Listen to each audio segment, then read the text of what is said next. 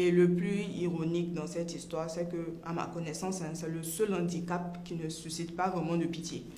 C'est pas comme celui qui n'a pas de jambes. Des fois, on se met à sa place. Oh, si j'avais pas de jambes, j'allais réagir tel. Mais le bégaiement, déjà, c'est un sujet tabou.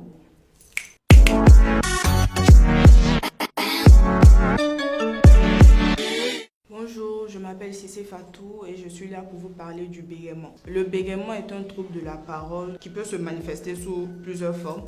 Voilà, deux fois, on a la répétition des mots, des syllabes ou un blocage complet.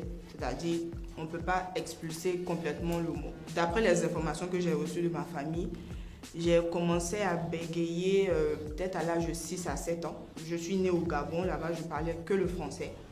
Et quand je suis venue ici, en voulant apprendre ma langue maternelle, voilà, donc j'ai commencé à bégayer. Il peut y avoir plusieurs origines d'après les experts du domaine.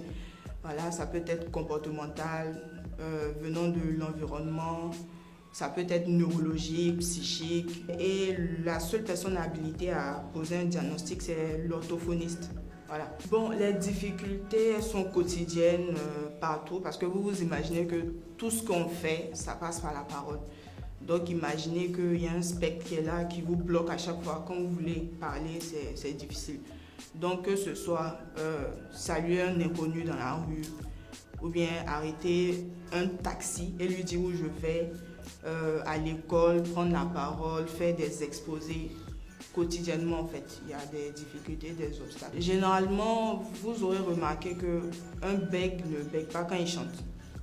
Voilà, donc ça fait partie des méthodes pour essayer de dompter le bégaiement. Il y a le chant, le théâtre ou bien la lecture à haute voix. J'ai essayé certaines méthodes comme par exemple identifier des mots qui me fatiguaient, des syllabes et puis les noter, essayer de travailler là-dessus.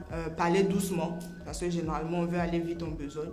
Voilà, donc tout ça, ce sont des techniques que l'on doit s'approprier, mais sur du long terme. On a environ 250 000 bègues en Côte d'Ivoire et il n'y a que 5 orthophonistes qui évidemment sont dans le privé.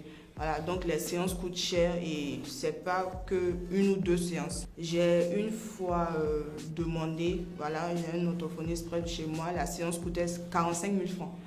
Donc c'est pas vraiment évident de suivre un orthophoniste.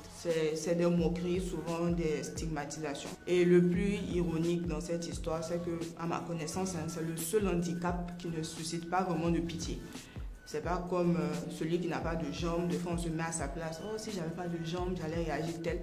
Mais le bégaiement, déjà, c'est un sujet tabou. Et quand les gens en parlent, c'est soit dans Bonjour 2020, comme on peut le voir.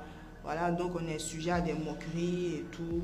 En tout cas, l'interaction avec la famille, c'est pas toujours facile.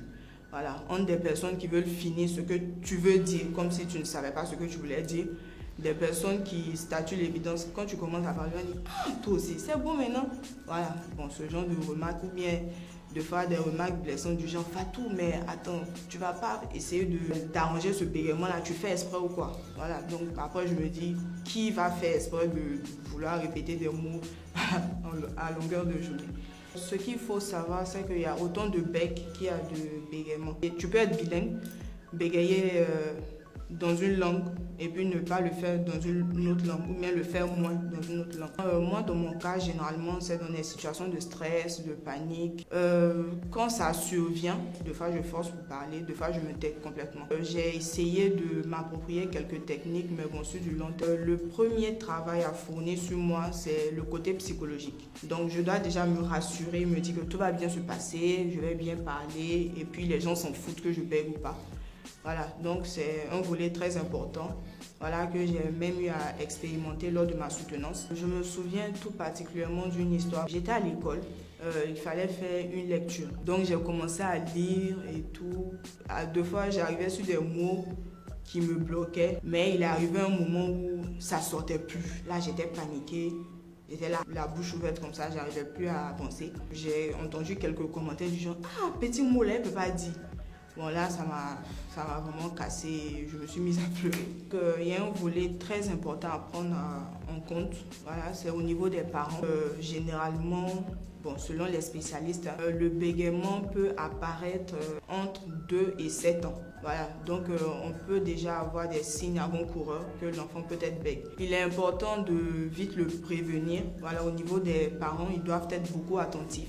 Voilà, ne pas se dire que bon, c'est un état passager parce que ça a vraiment des répercussions. La confiance en soi, le développement personnel, il y a un repli vraiment très très profond. Ce qui est triste, c'est que les institutions, quelque part, l'ont adopté. Voilà, parce que pour passer certains concours, par exemple comme le CAFOP, on demande un certificat de non-bégaiement. C'est déjà une preuve d'exclusion et c'est pas vraiment l'idéal pour ces personnes qui cherchent à s'en sortir.